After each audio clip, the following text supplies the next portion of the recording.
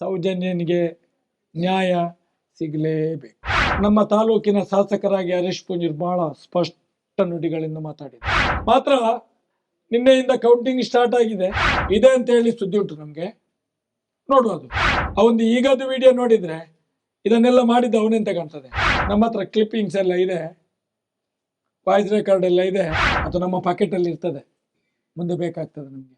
ಮಕ್ಕಳು ಮಾತಾಡ್ತಾರೆ ಅಂತ ಹೇಳಿ ನಾವೆಲ್ಲ ಮಾತಾಡ್ತಾ ಕೂತ್ಕೊಳ್ಲಿಕ್ಕೆ ಆಗೋದಿಲ್ಲ. ಮಾತ್ರ ಹರೀಶ್ ಪೂಂಜಾರ್ ಮಾತಾಡಿದ್ ಮಾತ್ರ ಅದು ಸತ್ಯ. ಮಾತ್ರ ರಕ್ತಕಾರಿ ಸಾಯ್ತಾರೆ, ಸ್ಪಷ್ಟ ಮಾತಾಡ.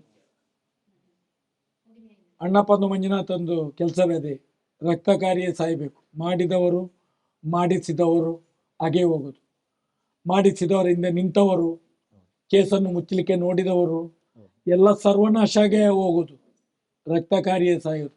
ಅದನ್ನು ಮಾತ್ರ ನಮ್ಮ ತಾಲೂಕಿನ ಶಾಸಕರಾಗಿ ಹರೀಶ್ ಪೂಂಜಾರ್ ಬಹಳ ಸ್ಪಷ್ಟ ನುಡಿಗಳಿಂದ ಮಾತಾಡಿದ್ದಾರೆ.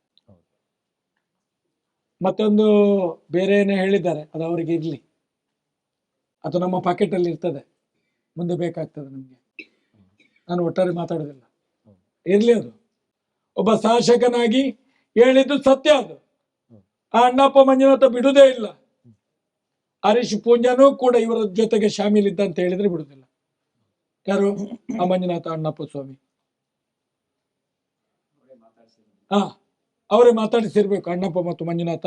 ನೋಡುವ ಮುಂದಿನ ದಿನಗಳಲ್ಲಿ. ಮಾತ್ರ ನಿನ್ನೆಯಿಂದ ಕೌಂಟಿಂಗ್ ಸ್ಟಾರ್ಟ್ ಆಗಿದೆ. 2 ತಿಂಗಳು 60 ದಿವಸ ಒಂದು ಹೋಗಿದೆ, 52ನೇ ದಿವಸ, ಇನ್ನು 58 ದಿವಸ ಬಾಕಿ ಇದೆ. ನೋಡ್ಬೇಕು ಯಾರ್ಯಾರು ಆರೋಪಿಗಳು ಹೊರಗೆ ಬರ್ತಾರೆ ಅಂತೇಳಿ. ಯಾರನ್ನು ಫಿಕ್ಸ್ ಮಾಡ್ತಾರಾ, ಏನಾದ್ರು ರೆಡಿ ಮಾಡಿ ಇಟ್ಟಿದ್ದಾರಾ? ಅವತ್ತು ಸಂತೋಷನನ್ನು ಮಾಡಿದಾಗೆ ಇವರಿಗೇನಾದ್ರು ಗೊತ್ತಿದೆ, ಶಾಸಕರಿಗೆ ರೆಡಿ ಮಾಡಿ ಇಟ್ಟದ ಜನಗಳು ಯಾರಾದ್ರೂ ಗೊತ್ತಿರಬೇಕು.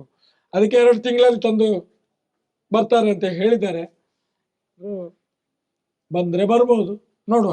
ಮುಂದಿನ ನಡೆ ನಮ್ದು ಹೋರಾಟ ನಿತ್ಯ ನಿರಂತರ ಹೋರಾಟ. ಸೌಜನ್ಯನಿಗೆ ನ್ಯಾಯ ಸಿಗಲೇಬೇಕು, ಆರೋಪಿಗಳು ಯಾರಂತ ಆಗ್ಲೇಬೇಕು. ಈಗ ಕಾನೂನು ಹೇಳಿದೆ, ಸಂತೋಷ್ ರೌಂಡ್ ನಿರಪರಾಧಿ. ತನಿಖಾಧಿಕಾರಿ ಮತ್ತು ಡಾಕ್ಟರ್ಗಳನ್ನು ಅವರಿಗೆ ಪನಿಷ್ಮೆಂಟ್ ಆಗಬೇಕು. ನಾವು ಕೇಳುದು ಯಾವ ರೀತಿಯ ಪನಿಷ್ಮೆಂಟ್ ಸ್ವಾಮಿ? ಒಂದು ಕೇಸಲ್ಲಿ 100 ಕ್ಲೂಗಳಿರ್ತವೆ, 100 ಕ್ಲೂ ಮುಚ್ಚಿಸಿದವನಿಗೆ ಏನು ಪನಿಷ್ಮೆಂಟ್? ಮರಣದಂಡನೆ ಕೊಡ್ತೀರಾ ನೀವು? ಅತ್ಯಾಚಾರ ಮಾಡಿದ್ದು, ಅತ್ಯಾಚಾರದ ಪ್ರಕರಣವನ್ನು ನಾಶ ಮಾಡಲಿಕ್ಕೆ ನೋಡಿದ್ದು 2 ಒಂದೇ ಅಲ್ವಾ? ಅತ್ಯಾಚಾರಿ ಪ್ರಕರಣ ನಾಶ ಮಾಡಿದ್ರು ಒಂದೇ ಅಲ್ವಾ? ಏನಾಗ್ಬೇಕು? ಗೆಲ್ಲಾಗ್ಬೇಕು. ಹಾಗಾದ್ರೆ ಯಾರಿಗೆ ಗೆಲ್ಲಾಗ್ಬೇಕು? ತನಿಖಾಧಿಕಾರಿ ಯಾರು?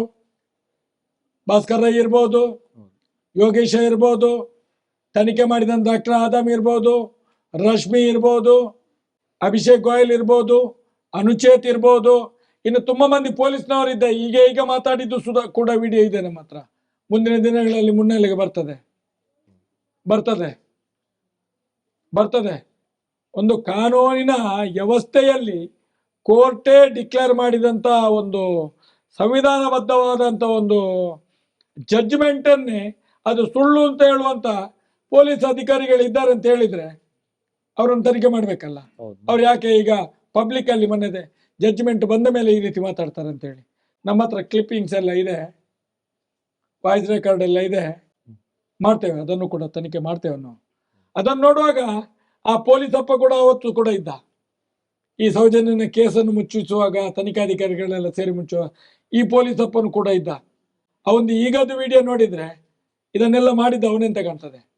ಅದೇ ಹೇಳುದು ನಾನು. ಆ ಅಣ್ಣಪ್ಪ ದಾಖಲೆ ತಂದು ಕೊಡ್ತಾರೆ ನಮ್ಗೆ, ಯಾವ್ದಾದ್ರು ಅಂತುಂಟು. ಈ ಹುಡುಗಿ ಅಪಹರಣ ಆಗುವಾಗ ನೋಡಿದಂತ ಒಂದು ಹುಡುಗಿ ಕೂಡ ಇದೆ ಅಂತ ಹೇಳಿ ಸುದ್ದಿ ಉಂಟು ನಮ್ಗೆ. ನೋಡುವ ಅದು ಹೇಗೆ ಹೊರಗೆ ಬರ್ತದೆ. ಹೆಸರು ಎಲ್ಲ ಸಿಕ್ಕಿದೆ, ನೋಡುವ. ಸಾಕ್ಷಿ ಹೇಳ್ಬೋದಾ?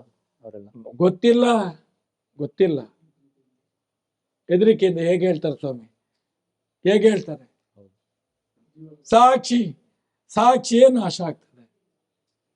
ಇಷ್ಟು ದೊಡ್ಡ ಸಭೆಯಲ್ಲಿ ಮನೆಯ ತಾಯಿಯನ್ನೇ ಕೊಲ್ಲಿಕ್ಕೆ ನೋಡ್ತಾರೆ. ಇನ್ನು ನೀವು ಒಂದು ಮಾತಾಡ್ತೀರಿ, ಮಾಧ್ಯಮದವರು ನಮ್ಮನ್ನೇ ಪ್ರಶ್ನೆ ಮಾಡ್ತೀರಿ.